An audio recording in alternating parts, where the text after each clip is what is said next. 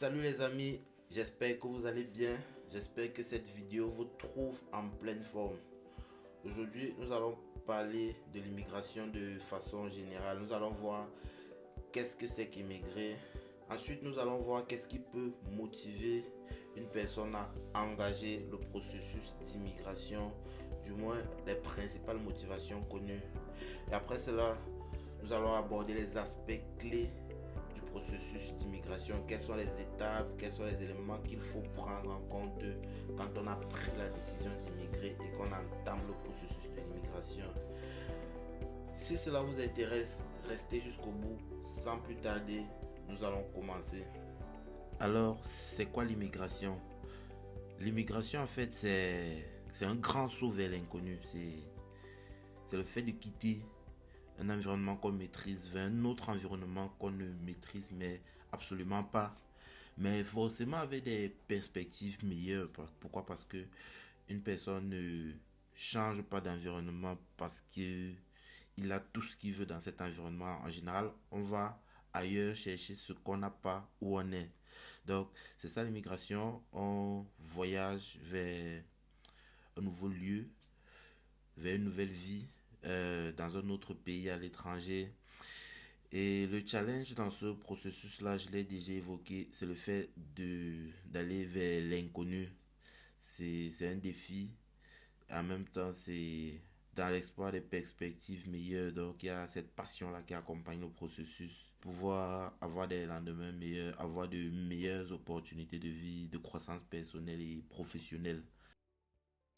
Et donc, pour ce qui est des différentes motivations qui puissent pousser une personne à entreprendre le processus d'immigration, les choses que l'on n'a pas chez soi et que l'on espère pouvoir obtenir en allant ailleurs.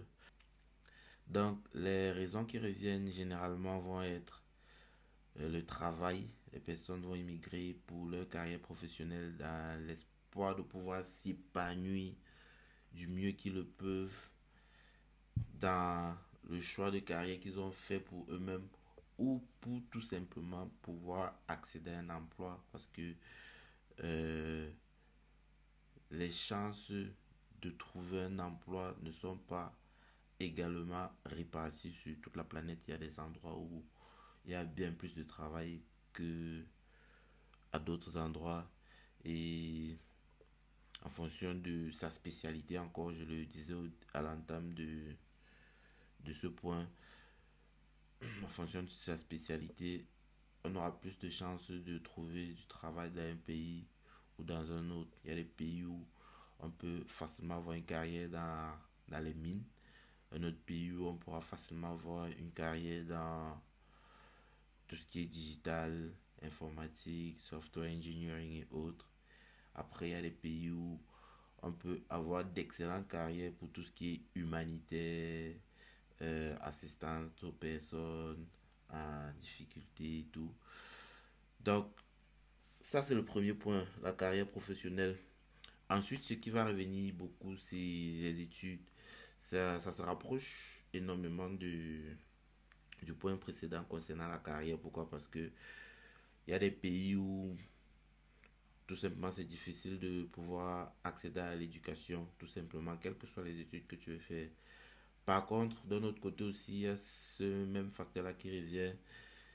Chaque État a sa stratégie éducative et de ce fait, en fonction aussi des ouvertures, des débouchés d'emploi sur le territoire du pays, vont orienter leur politique éducative dans un sens ou comme dans un autre. Il y aura des pays où il y aura on peut faire de très belles études de politique, d'autres pays où on peut faire de très belles études d'ingénierie. Il y a d'autres pays où la recherche est magnifique, c'est subventionné, les startups ont de gros départements de R&D et tout.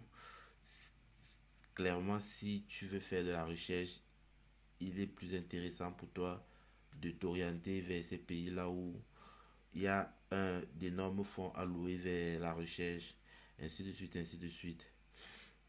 Et après, l'autre raison qui revient très généralement, c'est la retraite. C'est la retraite des personnes d'un certain âge. Et là encore, ça va être pour différentes raisons. Il y a des motifs sous-jacents. D'aucuns, ça va être parce qu'ils sont âgés, qu'ils ont besoin d'une assistance médicale particulière, qu'ils ne peuvent pas obtenir dans leur pays. Ils vont aller dans un pays où les personnes de cet âge-là sont mieux suivies. D'autres, tout simplement parce que leur épargne pour la retraite ou leur pension retraite ne leur permet pas de suivre le coût de la vie dans leur pays local. Par contre, dans d'autres pays où le coût de la vie est moins élevé, cette retraite-là ou cette épargne retraite-là qu'ils ont mise de côté pendant les années de travail peuvent leur permettre d'avoir une vie bien plus confortable. Et au-delà même de l'aspect financier, il y a la chaleur humaine, l'assistance aux personnes du troisième âge et tout. Il y a des pays où ça va être nettement mieux géré que dans d'autres, où bon, que ce soit au niveau étatique ou au niveau libéral, ça va vraiment dépendre des personnes. Ça va vraiment dépendre des personnes et des besoins de tout un chacun. Donc ça, c'est les trois points principaux qu'on va le plus retrouver. Après, il y a d'autres points qui rejoignent ceux-ci. Ça va être le regroupement familial, mais en général, ça va être une dérivée du projet de carrière d'un membre de la famille qui décide de, d'être rejoint par le reste de sa famille dans ce projet de carrière-là. Ça va être tout ce qui est dérèglement climatique, fuite d'un conflit et tout. Mais tout ça revient à ces trois points. Donc, s'il y a un conflit dans ton pays, que tu es étudiant, tu as deux choix. Soit tu as envie de poursuivre tes études, soit tu as envie d'embrasser le conflit. Donc, tu vas immigrer si tu as envie d'étudier. Ça rejoint le point études où tu vas prendre les armes pour faire face au conflit. Pareil, si tu es un ingénieur dans une certaine spécialité que les crises climatiques font que tu ne peux plus exercer cette spécialité-là dans ton pays, tu auras le choix entre une réorientation de carrière dans l'humanitaire peut-être, ou immigrer pour continuer à poursuivre la carrière que tu as embrassée à la base. Ainsi de suite, ainsi de suite. Je pense que tous les éléments sous-jacents que l'on peut trouver peuvent être très facilement rattachés à ces trois points que nous estimons être assez central, assez représentatif des motivations qui puissent exister et qui puissent pousser une personne à entreprendre un processus d'immigration. Ceci étant dit, là nous allons aborder les aspects clés du processus d'expatriation, les différentes étapes qui vont être assez centrales dans ce processus-là. Donc déjà, le principal élément d'un processus d'immigration, ça va être la gestion de tout ce qui est administratif. Parce qu'une immigration légale nécessite le consentement du pays dans lequel on veut se rendre. Et donc, administrativement, il va falloir que ce pays-là nous attribue un visa, un permis de résidence, avec tous les détails sur ce qu'on vient faire dans ce pays. Donc, ça va être un visa de travail, ça va être un visa étudiant, les éléments qu'on a évoqués précédemment. Et donc, dans ces démarches administratives-là, elles vont être en général être précédées par un certain nombre de choses en fonction du pays. Si par exemple tu viens pour du travail, il va te falloir dans un pays peut-être avoir déjà le contrat de travail, dans un autre juste demander le visa de travail et arriver sur place avant de chercher le contrat de travail. Donc il y a ces démarches administratives là qui sont un gros facteur aussi qui permet de déterminer dans quel pays on veut aller. Pourquoi? Parce que il ne suffit pas juste d'avoir la volonté d'immigrer et de porter ses valises et aller n'importe où. Il y a des destinations qu'on aimerait peut-être rejoindre, mais parce qu'il y a des difficultés administratives, le cadre légal fait que cette destination-là n'est pas envisageable en fonction de notre situation personnelle. Donc il y a cet aspect démarche administrative-là qu'il faut prendre en compte en entrée de jeu. Ensuite, une fois arrivé sur le pays, qu'est-ce que tu fais? Est-ce que tu es seul déjà pour commencer? Est-ce que tu es avec toute ta famille? quelle que soit la situation, il va falloir que tu te loges ou que vous vous logiez à quelque part. Il faut anticiper là-dessus pour ne pas être totalement déstabilisé à son arrivée. Il faut anticiper sur le fait de trouver un logement adapté. Si on a des enfants, trouver les écoles de telle sorte que une fois sur place, ils commencent l'école le plus tôt possible. Et à côté de tout ça aussi, il faut se préparer pour tout ce qui est santé et fiscalité. Après, je pense que c'est un point assez transversal parce que déjà, ça vient en amont du processus d'immigration. Il faut déjà se renseigner sur la viabilité financière du projet d'immigration qu'on entreprend. Est-ce que j'y vais pour travailler? Le revenu que je peux espérer avoir dans ce pays-là, est-ce qu'il sera suffisant pour couvrir tous mes besoins personnels ou pas? Quel est le coût de la vie localement? Après, en fonction du pays aussi, il va falloir ou pas souscrire à une assurance santé en amont déjà. Et une fois que ces recherches ont été faites en amont, il faut aussi se préparer pour son arrivée, le temps de trouver le travail ou le temps d'avoir ses premiers salaires.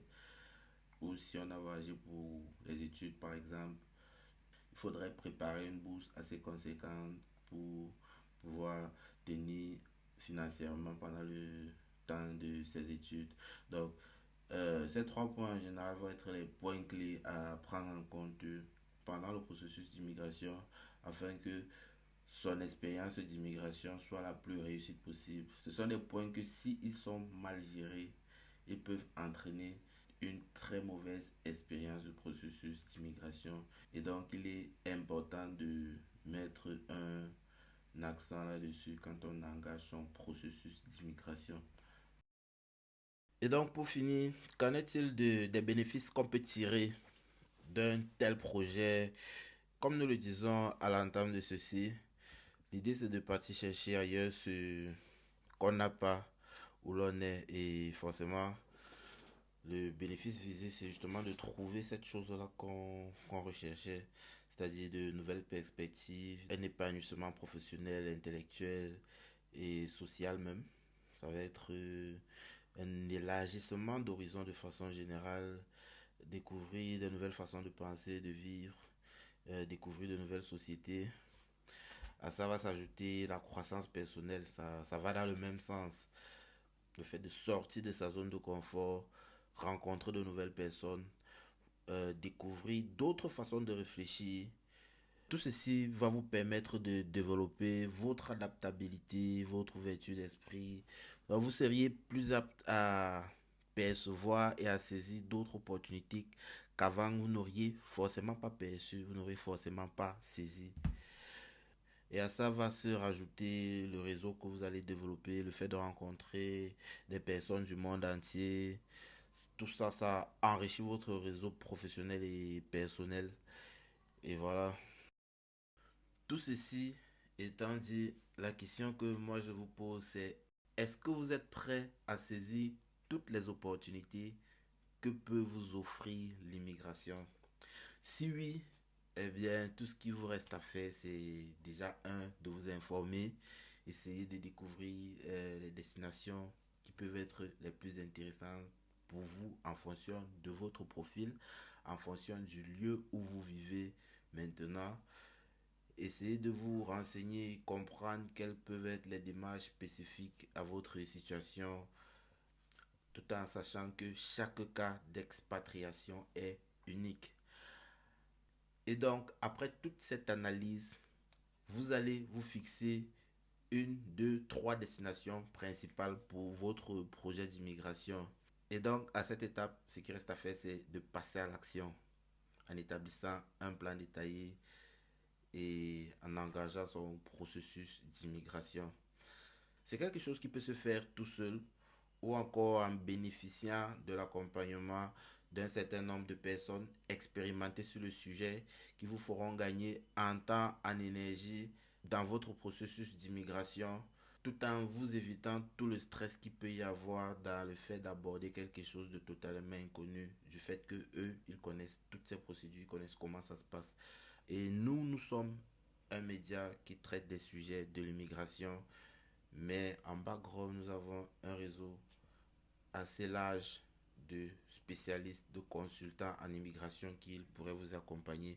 N'hésitez pas à nous contacter si vous avez besoin d'accompagnement et nous nous ferons un plaisir de vous mettre en contact avec les bonnes personnes pour vous accompagner dans votre processus en fonction de votre profil, en fonction de vos objectifs, en fonction de vos ambitions. N'hésitez pas à laisser nous un message et nous allons très rapidement revenir vers vous pour pouvoir en discuter. Nous arrivons à la fin de cette production. J'espère qu'elle a pu vous renseigner sur deux, trois choses et qu'elle vous a apporté des éléments complémentaires à ce que vous avez déjà concernant le sujet de l'immigration. Qu'en pensez-vous? Est-ce que vous avez des questions, des suggestions, des remarques? Elles sont toutes les bienvenues en commentaire. Merci pour votre écoute et à la prochaine.